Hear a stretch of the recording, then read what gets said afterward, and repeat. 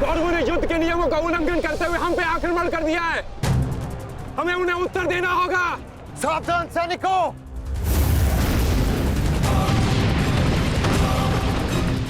उत्तरा, सहायता, द्रौपदी, माताश्री, अर्जुन, तुम वहीं रुको।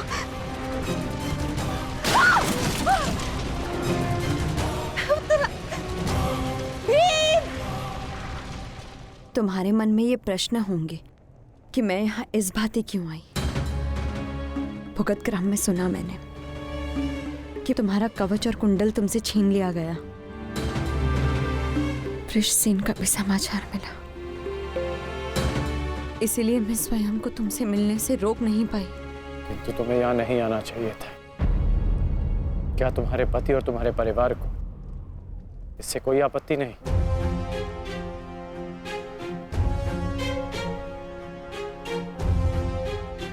विवाह नहीं किया मैंने।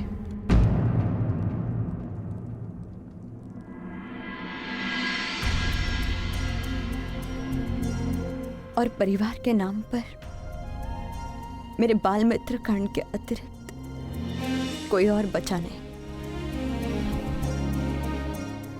हाँ, अगर तुम्हें आपत्ति है तो मुझे बोल दो, मैं यहां से लौट जाऊंगी। लौटना तो मैं चाहता हूं। हमारे बचपन में स्मरण है तुम्हें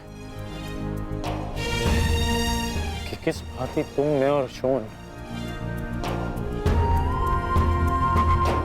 साथ में समय व्यतीत करते थे।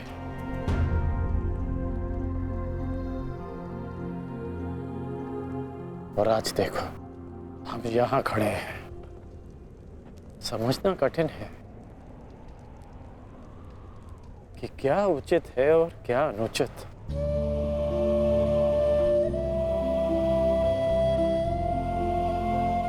तुम्हारे अंदर ये प्रश्न आता देख मुझे आश्चर्य होता है कर्ण। तुम ही कहते थे ना कर्ण कि मनुष्य जितना समर्थ बनता है, समाज के प्रति उसके कर्तव्य उतने बढ़ते चले जाते हैं। जितना बड़ा कर्तव्य, उसे पूर्ण करने के लिए उतनी ही पीड़ा का सामना करना पड़ता है। मुझे विश्वास है तुम पर कि तुम किसी भी पीड़ा और किसी भी बाधा का सामना कर सकते हो कर्ण। परंतु ये स्मरण रहे कि आज तुम जहां हो, यहां पहुंचने के लिए तुमने जीवन में कई त्याग किए हैं। और मुझे ये भी विश्वास है कि तुम्हारे ये सारे त्याग भी व्यर्थ नहीं जाएंगे।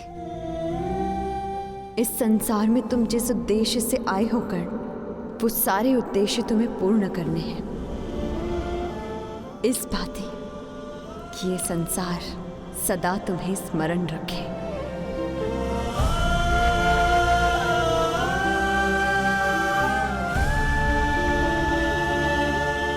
अंगराज कौन? कहाँ है आप? अंगराज! सत्य से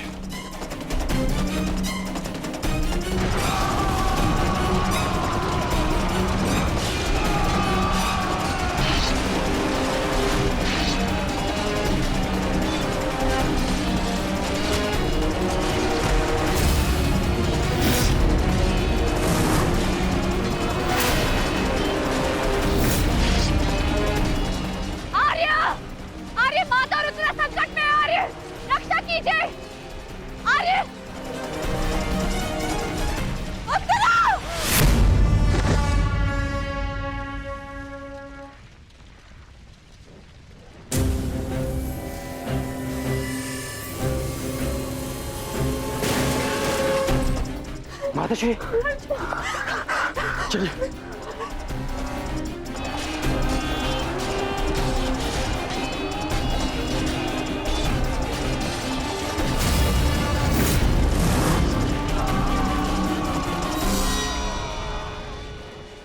दुर्योधन, इस प्रकार रात्रि में आक्रमण करके तुमने अपनी सीमा पार कर दी है। तुम्हें इसका परिणाम भुगतना होगा। योद्धा युद्ध भूमि में युद्ध करते हैं, शिविर में नहीं। युद्ध चाहिए तो युद्ध भूमि में युद्ध करो। हाँ तो भयभीत कौन है? ये दुर्योधन ने उचित नहीं किया। सत्यसेन, तुम वृषाली को सुरक्षित शीघ्र पहुंचाओ और मैं कुरुक्षेत्र पहुंचता हूं।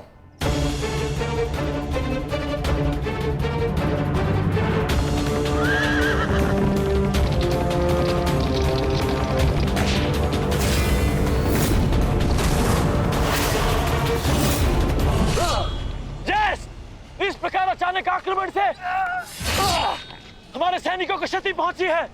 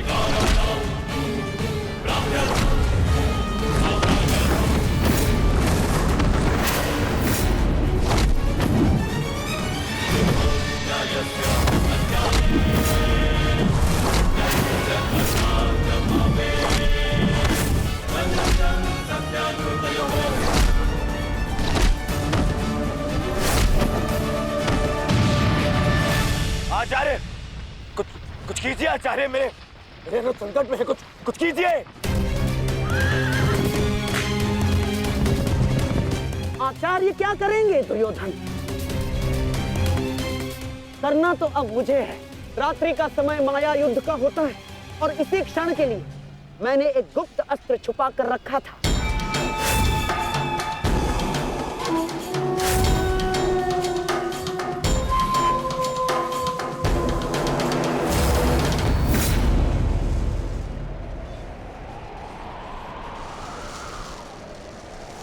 प्रकट हो जाओ अंगलूस।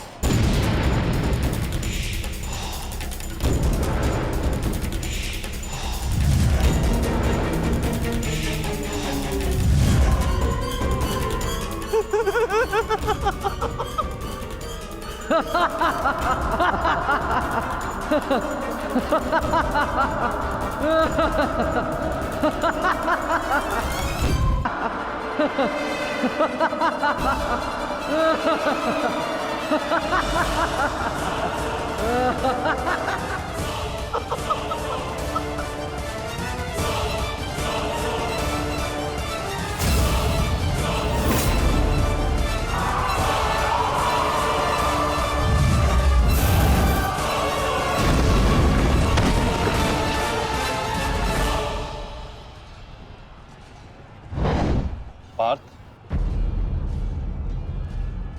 अम्लुष को संभालने के लिए हमें विकोदर भीम की आवश्यकता पड़ेगी।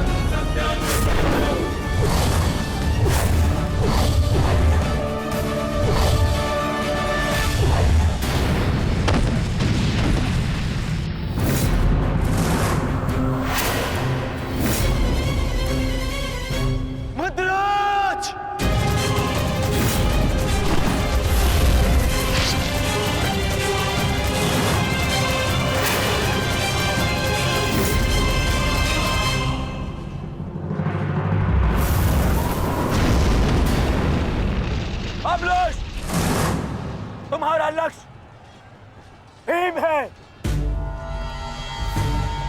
जाओ।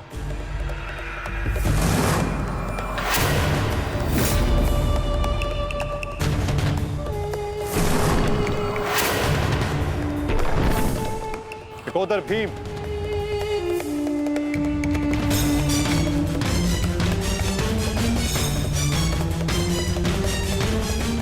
लौह को केवल लौह ही काट सकता है और अम्बुलुश की राक्षसी शक्तियों का उत्तर केवल एक राक्षस ही दे सकता है। अपने पुत्र घटोत्कच का आवाहन करो भीम।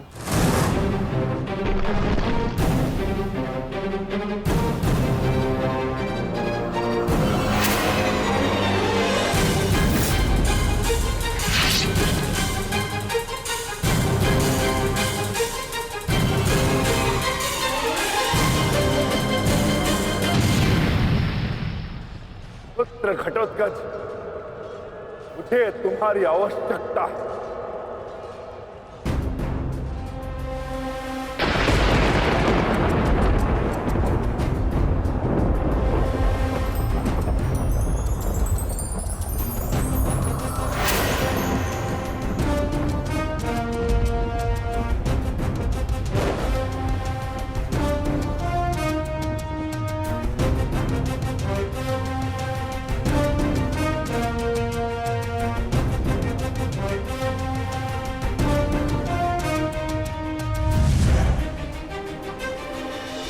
प्रणिपात पिताश्री।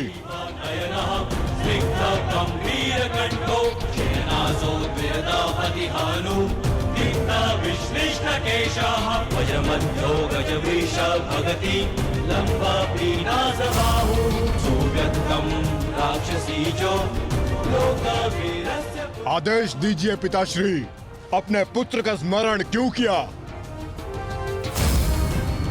इस राक्षस का अंत करो पुत्र।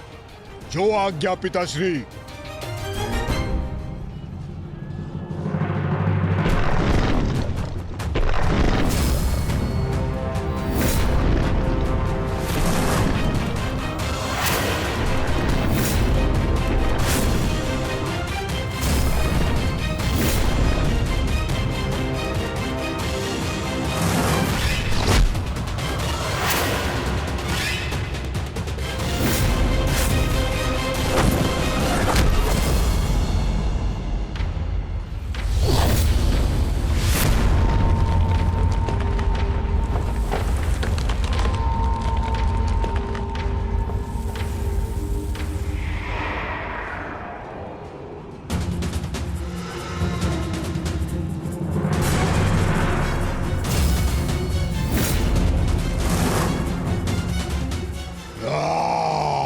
अगला लक्ष्य दुर्योधन है पुत्र। अवश्य पिताश्री। दुर्योधन मेरे लक्ष्य तभी हो गया था जब मैंने अभिमन्यु की मृत्यु के विषय में सुना मैंने किस प्रकार छल से इन सब ने मेरे अनुज का वध किया। मैं इस क्षण की प्रतीक्षा कर रहा था पिताश्री। आज मैं इसका प्रतिकार लेकर रहूंगा।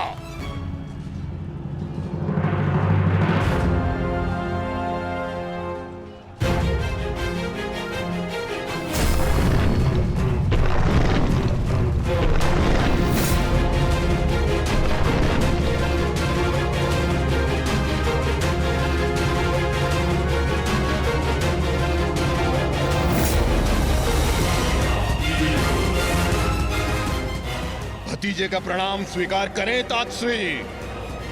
सुना मैंने किस प्रकार आपने मेरे भाई का वध किया।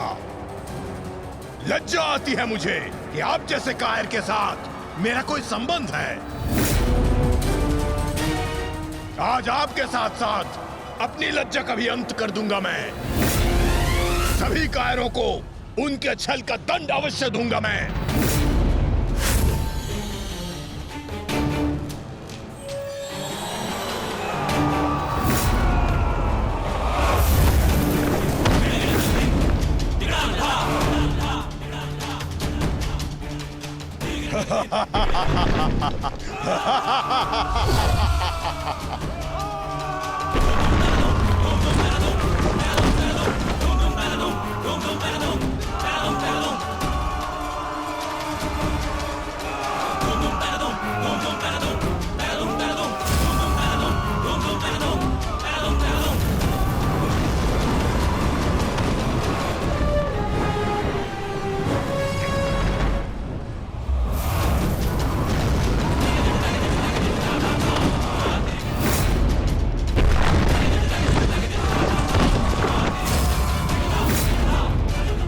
आचार्य, क्या कर रहे हैं आप? कुछ पीजिए, अन्यथा कुछ ही क्षण में ये घटोत्कच युद्ध समाप्त कर देगा। कुछ पीजिए। युवराज, इस मायावी को सामान्य युद्ध से नहीं मार सकते। भारतीयों, 10 दिशाओं से घेर लो इसे।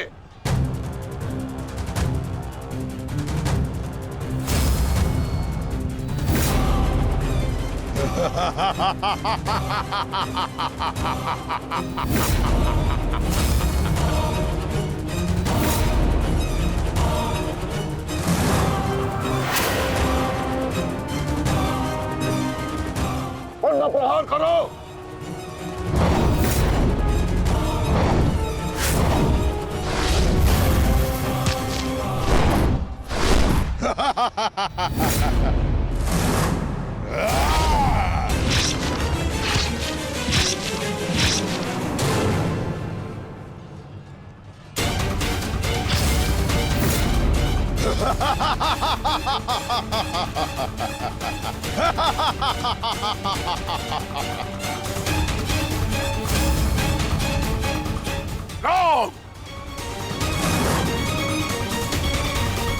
पुत्र घटोत्कच अपना कर्तव्य पूर्ण कर रहा है, तो हमें भी कौरवों की शेष सेना पर आक्रमण करना होगा।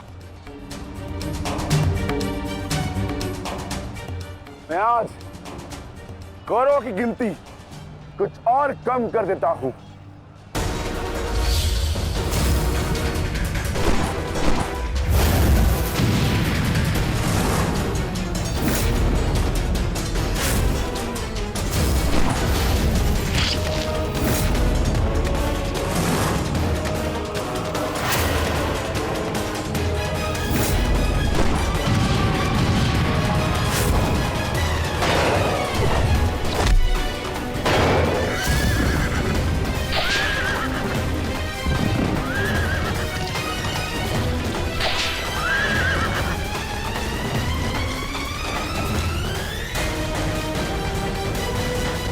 अद्भुत घटोत्कच, प्रणिपात वासुदेव।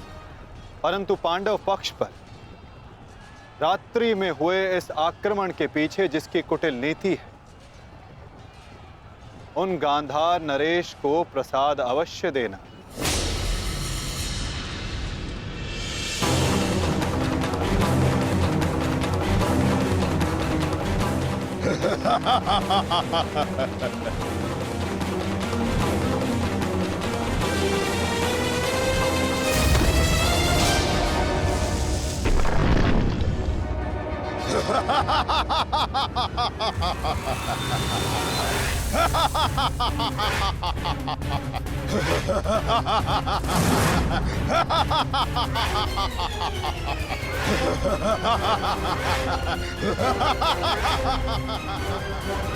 महाराज,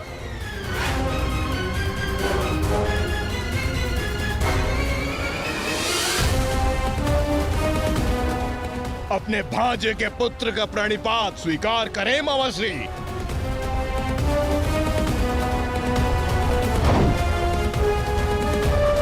मामाश्री,